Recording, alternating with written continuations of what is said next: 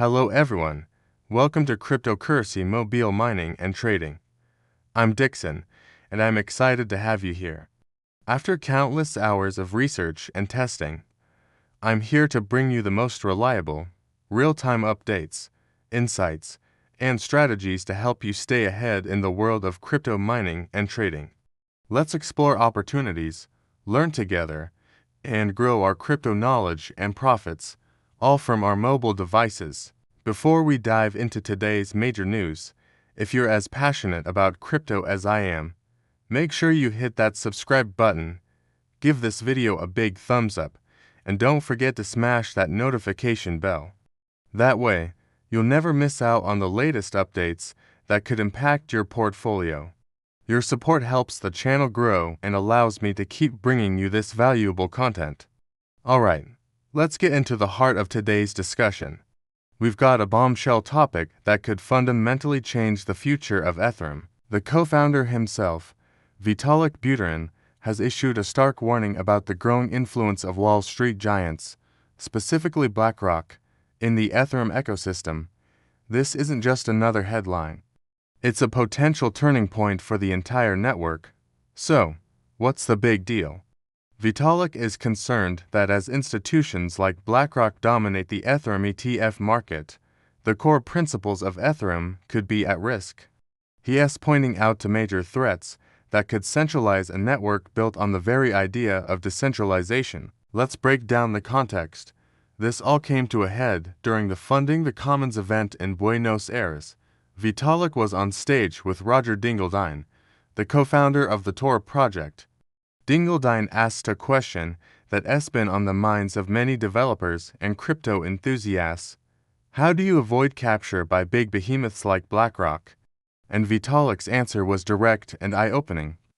He didn't shy away from the issue. He explained that the recent surge in institutional investment, especially after BlackRock's successful Ethereum ETF launch, presents to very specific dangers that could steer Ethereum in a direction its original creators never wanted. First, let's look at the numbers to understand the scale of this.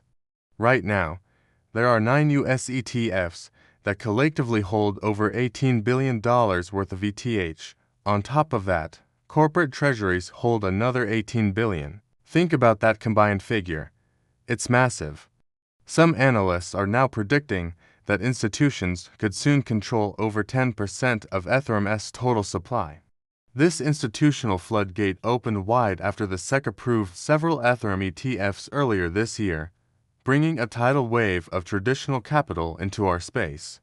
Now, on the surface, this looks great, right? More money, more legitimacy, and a rising ETH price. But Vitalik argues that this dominance comes with a hidden cost. He believes it could force the Ethereum network to start prioritizing the interests of these large institutions over the decentralized values that make Ethereum what it is. This brings us to the first major threat Vitalik identified: community pushback and alienation. Imagine you're a developer or a long-time contributor who has dedicated years to building a permissionless, open-access financial system. If Ethereum starts to transform into just another piece of Wall Street infrastructure, designed to cater to the needs of giant corporations, what happens? Vitalik warns that these passionate builders, the very people who value open access and decentralization, might simply leave. They'll feel that the project they helped build has lost its soul. Losing this core community would be a massive blow. It would stifle innovation and weaken the very decentralization that has been a cornerstone of Ethereum's success since it launched back in 2015. The second threat is more technical, but just as alarming. Vitalik highlighted the risk of institutions pushing for changes at the base layer of the Ethereum protocol. For example, they might lobby for incredibly fast block times, say around 150 milliseconds. Why? Because this would be a huge advantage for high-frequency trading firms. They could execute trades faster than anyone else. But here's the problem: achieving such fast block times requires specialized, high-performance hardware that the average person simply can't afford or run from home.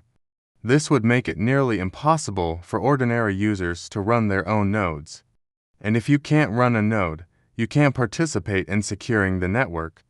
Vitalik warned that this could lead to the network becoming geographically centralized around financial hubs like New York, completely undermining Ethereum's goal of being a global, accessible network for everyone. It would become a system run by the few, for the few. Just a quick pause here. I know this is a lot to take in, and it's a complex topic. What are your initial thoughts on this? Do you think Vitalik's concerns are valid? Or is this just a natural evolution for a maturing asset class? Drop your opinions in the comments below.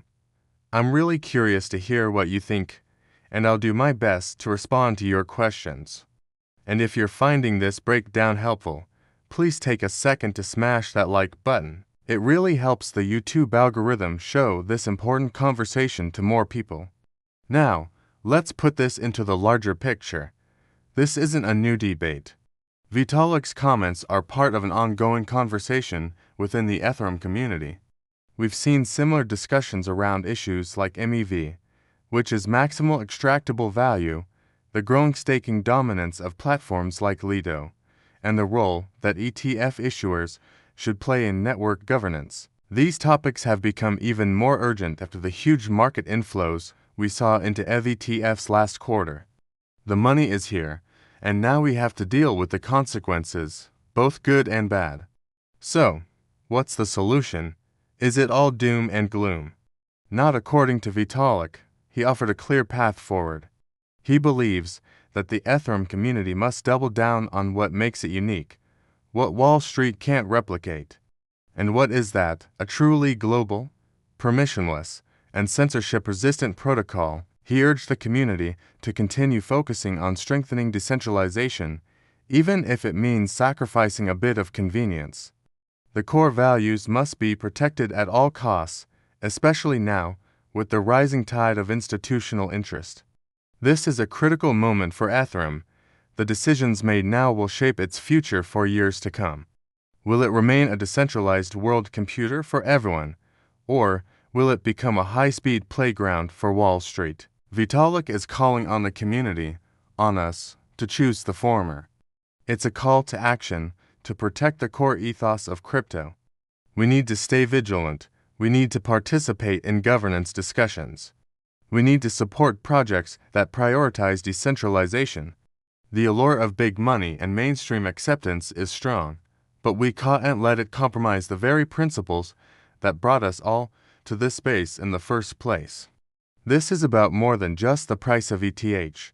It's about the future of a decentralized internet. What do you think the community can do to push back against this centralizing pressure? Do you have any ideas on how to keep Ethereum decentralized while still welcoming institutional capital? Share your strategies and ideas in the comments section. Let's brainstorm together as a community. That's our deep dive for today. It's a heavy topic, but an incredibly important one. Thank you so much for tuning in and for being part of this crucial conversation. Remember, knowledge is power in the crypto space. Before you go, if you haven't already, please subscribe to the channel, hit that like button one last time, and make sure that notification bell is switched on so you're always the first to know when I post new content. Your engagement means the world to me and helps us build a strong, informed community right here on this channel. Thank you again for watching. My name is Dixon, and I'll catch you in the next video with more updates and insights to help you navigate the exciting world of crypto. See you soon.